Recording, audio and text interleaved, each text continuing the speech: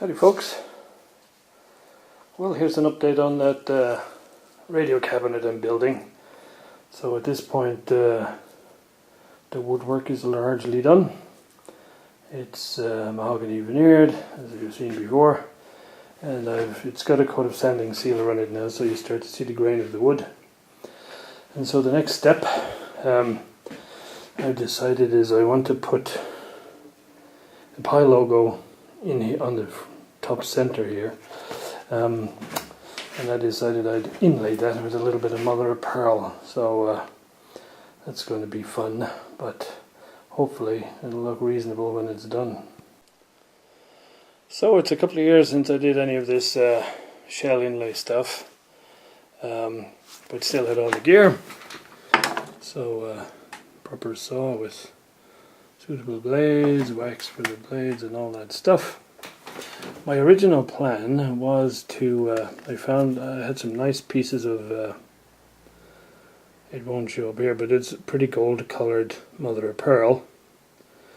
And the plan was to inset that into a piece of ebony and see then if the whole lot would just be inlaid onto the top of the rosewood cabinet.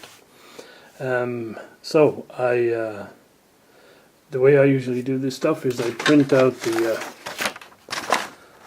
logo and I super glue it onto the piece of mother of pearl. Then I cut the pieces out and fit. And so I built a little bit of a temporary jig here for fitting the shell, which is just a bit of mahogany, but a 3/4 inch hole inset.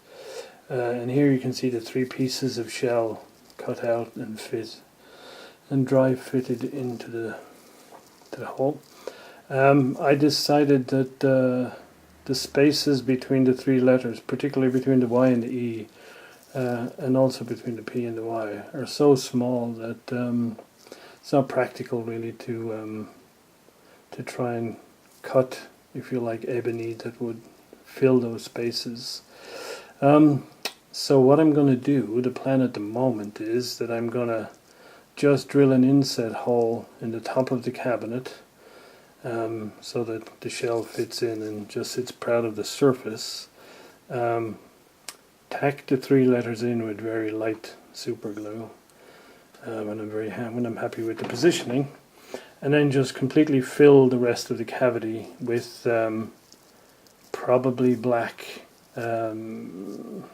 super glue, which I have somewhere, just have to go and dig it out. And so that should make an even greater contrast with the rosewood than the ebony wood, and go from there. So that's where it is.